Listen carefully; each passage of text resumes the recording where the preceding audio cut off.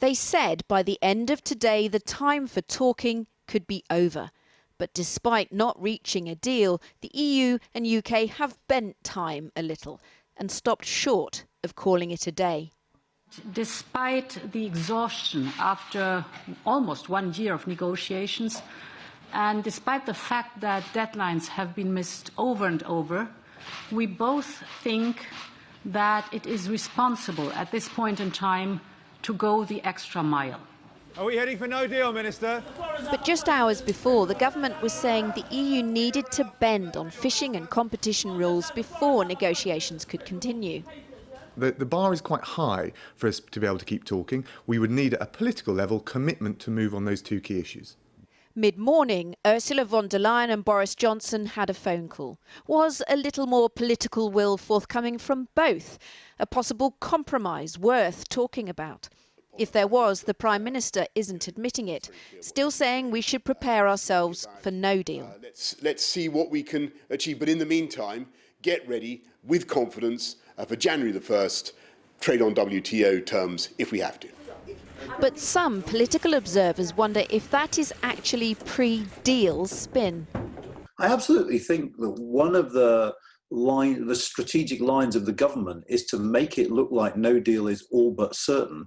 And then two things happen. One, people start preparing for no deal, which is good because the negotiations might yet break up. But two, if there is a deal, very much like Boris Johnson achieved this time last year when it looked like we wouldn't get a withdrawal agreement, if you come back with a deal, the sound of cheering might drown out the grumbling from those backbenchers who might be unhappy at any concessions he's made.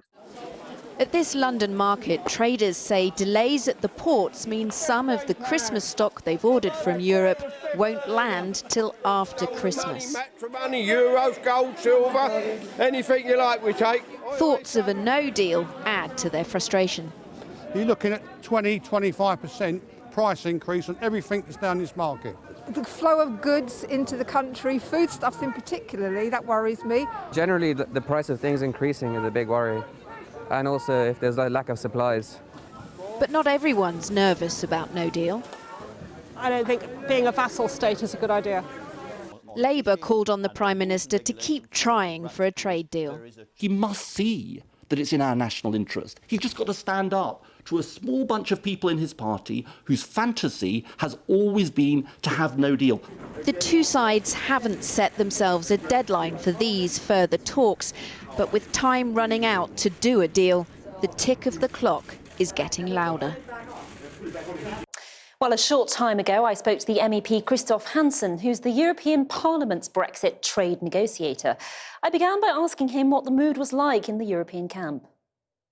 Everybody is concerned because there will be, for several regions in the European Union, a huge impact, but as well the citizens, our citizens on both sides of the channel are very much concerned. So the mood is now really, well, we are all fed up, I think, with this 4 years and a half of drama we are going through. Now we really have to get Brexit done, but let's please do it in a proper manner. Well, the drama could yet be to come. Boris Johnson has been preparing the British public for a no-deal outcome. I mean, he's actually said that's most likely. How do you view those statements? Is it a tactic? It is definitely a tactic, I believe, because I think Boris Johnson has, of course, in his own Conservative Party, some people that don't want a deal at all, so he has to be very strict to keep them calm in a certain manner. But I'm not sure how he will be able to explain, for example, to the farmers that want to export the sheep meat that they would face up to 48% tariffs, so they would just not be able to sell the meat anymore. Is he going to be able to explain, for example, to the car manufacturing sector, those would face 10% of tariffs. Those are the WTO tariffs, and that would, of course, not make them competitive anymore on the continent. So is that really what he's going to explain? The British economy would be severely hurt when it comes to a no-deal scenario. As you're well aware, one of the biggest sticking points has been the EU wanting to be able to impose tariffs if the UK doesn't match future standards. Downing Street says this is an attack on British sovereignty. We are hearing rumours tonight that the EU is willing to move on this point. Has the EU dropped this demand? It has not been dropped. I think that this is still subject to the negotiations that are going on at this very moment. Of course, we have to be clear. We have standards in the European Union that have to be met by any imports coming from a third country, the United Kingdom. is a third country, so it has to stick to the same rules.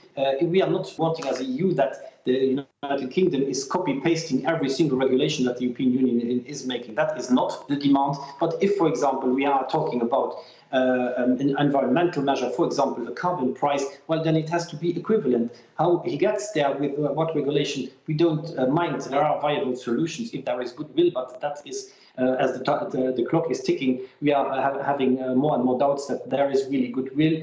I think this is really a cynical way now to do things and let really people in the rain. That is definitely not responsible enough.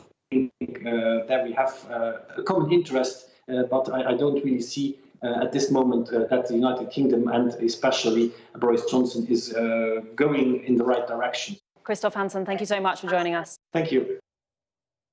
Well, joining me now is the Conservative MP Tobias Ellwood. Mr. Ellwood, welcome to the programme. Do you believe the UK will prosper mightily if we leave the EU without a trade deal? No, we've all been very aware of the last few days just what the impact of no deal would be. It would be colossal to our economy, devastating our economy, but also reputationally, internationally, which is the point that I've been trying to stress. Britain is a country that doesn't just take an interest in what goes on here internally, but we have a voice on the international stage. And I think a no deal would be retrograde in that respect. Just as the eve as we take on the G7 presidency and host that huge climate change conference, we want to rebuild an alliance with the United States. All these things are important, and we can't go forward if we don't even have the cooperation of the continent. OK, the number 10 position is, though, we cannot sign up to a deal where effectively the EU is still deciding on our standards. I mean, no Prime Minister, no Conservative leader can surely sign up to that.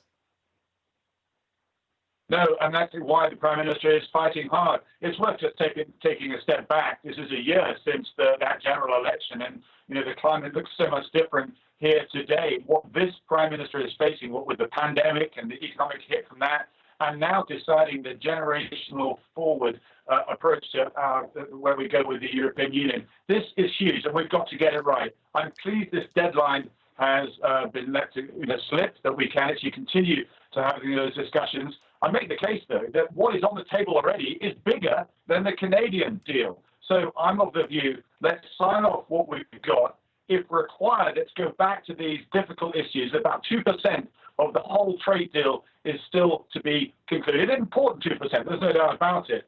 But ultimately, let's get this across the line, and if required, revisit these difficult stumbling blocks in the new year. The problem with this Prime Minister's words, though, is in January, he was telling the country he was confident that we would get a wonderful free trade agreement. He's now telling the country no deal will be wonderful for the UK because we'll be able to do exactly what we want. How can the British public trust this government? Well, this is now the details that we're all coming from. I stress that I don't think no deal is in the interest of anybody that voted in that referendum in 2016, whether you are a Brexiteer or whether indeed you are a Remainer. For us to land in this position, as I say, would be detrimental to Britain. Time is obviously, the clock is ticking down, but I'm pleased that we've punched through this deadline. The two sides are still talking. I hope common sense prevails, and I hope we'll end up with that important deal. Very quickly, this business about gunboats patrolling the UK's fishing waters, you've branded it irresponsible. Is it just spin from the government? Well, we should stress that our fishing fleet is important to Britain, to our trade, and we will protect them no matter what actually happens. And if that requires the MBD support, then so be it. But for us to square up as part of a tactic, if you like, I think it was a bit of a distraction. I'm pleased that we've moved forward from that, away from the tactic. Tobias Ellwood, I'm sorry to interrupt you. I'm going to have to leave it there. Thank you so much for joining us.